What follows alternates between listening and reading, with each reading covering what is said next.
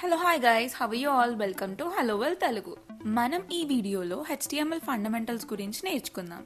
First development, ఇదొక empty box లాంటిది. So దీన్ని పేజ్లో ఎక్కడైనా డ్రాప్ చేయొచ్చు. దీనికి హైట్, విడ్త్, కలర్ అలా డిఫాల్ట్గా ఏముండవు.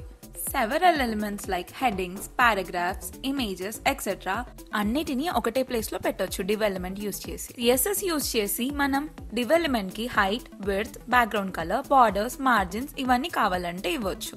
కంటెంట్ రియల్లీ ఒక లాజికల్ స్ట్రక్చర్ లో కావాలంటే సెక్షన్ ఎలిమెంట్ వాడొచ్చు. జస్ట్ స్టైలింగ్ ఆర్ గ్రూపింగ్ కోసం అయితే డెవలప్మెంట్ వాడొచ్చు. డివ్ ఎలిమెంట్ సింటాక్స్ కూడా సేమ్ సెక్షన్ ఎలిమెంట్ సింటాక్స్ లానే ఉంటుంది. Next ID versus class attributes. ID attribute ని మనం ఐడి అని లోవర్ కేస్ లో రిప్రజెంట్ చేస్తాం. అదే క్లాస్ అట్రిబ్యూట్ ని కూడా సేమ్ క్లాస్ అని లోవర్ కేస్ లో రిప్రజెంట్ చేస్తాం. ఐడి అట్రిబ్యూట్ అనేది ఒక యూనిక్ నేమ్ ట్యాగ్. పేజ్ మొత్తంలో ఒక ఎలిమెంట్ కి మాత్రమే ఐడి ఉంటుంది. CSS ఆర్ జావా స్క్రిప్ట్ లో హ్యాష్ సింబల్ యూజ్ చేసి మనం ఈ అట్రిబ్యూట్ ని టార్గెట్ చేస్తాం. ఈ ఎగ్జాంపుల్ లో మనం h1 ఎలిమెంట్ లోపల ఐడి అట్రిబ్యూట్ ని ప్లేస్ చేసాం. నెక్స్ట్ CSS స్టైలింగ్ అప్పుడు ఈ అట్రిబ్యూట్ ని యూజ్ చేసుకొని h1 ఎలిమెంట్ ని స్టైల్ చేయొచ్చు.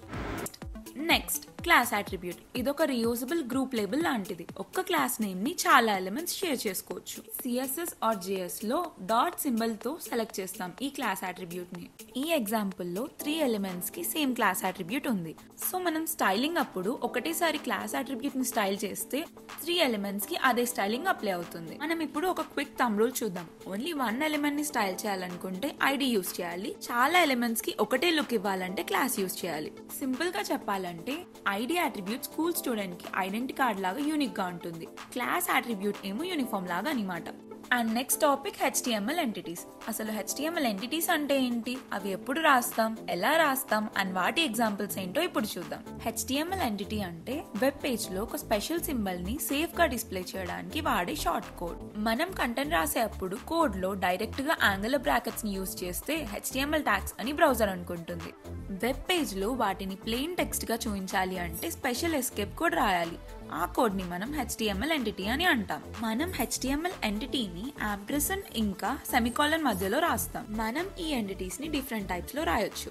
నేమ్ టైప్ లో రాయాలంటే యాంపర్సండ్ నేమ్ సెమికోలన్ అనే ఫార్ములాని యూజ్ చేయాలి. మనం ఇప్పుడు లెఫ్ట్ యాంగులర్ బ్రాకెట్ ని నేమ్ టైప్ లో రాయాలనుకుంటే అండ్ LT సెమికోలన్ అని రాస్తే కరెక్ట్ గా లెఫ్ట్ యాంగులర్ బ్రాకెట్ డిస్ప్లే అవుతుంది. ఇక్కడ LT అనేది left angular bracket name less than అని అర్థం. ఇప్పుడు మనం ఒక ఎగ్జాంపుల్ చూద్దామా. ఇక్కడ ఫస్ట్ సెంటెన్స్ లో బ్రౌజర్ ఇమేజ్ ట్యాగ్ అని అనుకుంటుంది. బట్ అదే సెకండ్ సెంటెన్స్ లో ఎంటిటీస్ యూజ్ చేసాం కాబట్టి కరెక్ట్ గా డిస్ప్లే అవుతుంది. మనం ఫ్రీక్వెంట్ గా యూజ్ చేసే ఎంటిటీస్ ఇవి.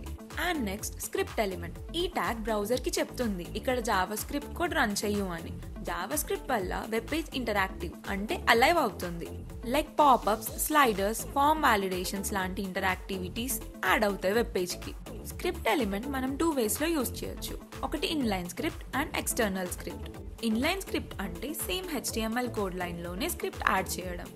మనకి స్క్రీన్ పైన కనిపిస్తుంది కదా, సేమ్ అలానే స్మాల్ డెమోస్ కి ఈజీగా ఉంటుంది HTML లోనే JS యాడ్ చేయడం. నెక్స్ట్ ఎక్స్టర్నల్ ఫైల్ అంటే జావా స్క్రిప్ట్ కోసం వేరే ఫైల్ ని క్రియేట్ చేయడం అండ్ దాన్ని HTML పేజ్ లో లింక్ చేయడం. స్క్రీన్ మీద చూస్తున్నాం కదా, అలానే ఎక్స్టర్నల్ ఫైల్ ని HTML కి యాడ్ చేస్తాం. ఎక్స్టర్నల్ ఫైల్ అనేది బెస్ట్ ప్రాక్టీస్. ఎందుకంటే క్లీన్ HTML అంటే స్ట్రక్చర్ నీట్ గా ఉంటుంది, కోడ్ లో క్లటర్స్ ఏమి ఉండవు.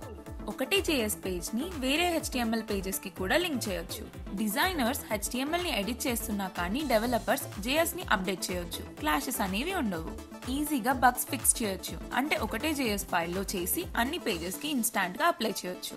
మోస్ట్లీ మనం ఈ స్క్రిప్ట్ ఎలిమెంట్ ని బాడీ సెక్షన్ ఎండింగ్ లో ప్లేస్ చేస్తాం. సో దట్ HTML అంతా లోడ్ అయ్యాక స్క్రిప్ట్ రన్ అవుతుంది. Next topic meta description. ఇది మన వెబ్ పేజ్ కి ఒక మినీ యాడ్ లాంటిది. మెటా నేమ్ కంటెంట్ అనే ట్యాగ్ ని హెడ్ ఎలిమెంట్ లోపల ప్లేస్ చేస్తాం.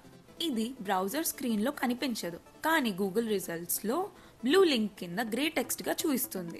నేమ్ ఈక్వల్స్ టు డిస్క్రిప్షన్ అనే అట్రిబ్యూట్ బ్రౌజర్స్ ఇంకా సెర్చ్ ఇంజన్స్ కి చెప్తుంది ఈ లైన్ పేజ్ సమరీ అని.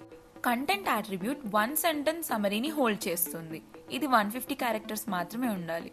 మెటా డిస్క్రిప్షన్ మన పేజ్ ఏంటి అని సెర్చ్ ఇంజన్స్ కి అండ్ యూజర్స్ కి 2 సెకండ్స్ లో చెప్తుంది. కంటెంట్ లో ఉన్న సమరీ క్విక్ అండ్ క్యాచీగా ఉంటే పక్కన వేరే లింక్స్ ఉన్నా కానీ more number of people will click on our website. More clicks వచ్చినప్పుడు సెర్చ్ ఇంజిన్ కి సిగ్నల్ వస్తుంది ఈ పేజ్ యూజర్ ని సాటిస్ఫై చేస్తుందని. మనం కంటెంట్ లో సమరీ ఎలా రాయాలంటే షార్ట్ అండ్ క్లియర్ గా ఉండాలి. మాక్సిమం 120 to 160 క్యారెక్టర్స్ ఉండాలి, లేకపోతే ట్రాంకేషన్ ఇలా డాట్స్ వస్తాయి. మెయిన్ కీవర్డ్ న్యాచురల్ గా పెట్టి కీవర్డ్ స్టఫింగ్ అవాయిడ్ చేయాలి. ప్రతి పేజ్ కి యూనిక్ లైన్ రాయండి, కాపీ పేస్ట్ వద్దు. మనం ఇక్కడ డిస్ప్లే చేసిన ఎగ్జాంపుల్ చూడండి. ఇప్పుడు ఏదైనా యూజర్ గార్డెనింగ్ టిప్స్ కోసం సర్చ్ చేస్తే మనం ఎగ్జాంపుల్ లో చూపించినట్టు కంటెంట్ ఇచ్చామనుకోండి, అప్పుడు సర్చ్ రిజల్ట్స్ లో విజిటర్ కి ఇన్స్టాంట్ గా ఓ ఇది బాల్కనీ గార్డెనింగ్ గైడా అని అర్థమవుతుంది. సో ఆ లింక్ ని క్లిక్ చేస్తాడు. And last topic of today's video, open graph tags. Open graph is a group of meta tags in your HTML head. ఎవరైనా సోషల్ మీడియాలో ఏదైనా లింక్ పేస్ట్ చేస్తే ఆ లింక్ ఎగ్జాక్ట్ గా ఎలా కనిపించాలి అని ఓపెన్ గ్రాఫ్ ట్యాగ్ చెప్తుంది. ఫేస్బుక్ లో అయినా, వాట్సాప్ లో అయినా, or else A social media platform లో అయినా ఒక వెబ్ పేజ్ లింక్ ఎవరైనా షేర్ చేస్తే ఒక చిన్న ప్రివ్యూ కార్డ్ చూపిస్తుంది. Now open graph tag let's you decide what goes on that card.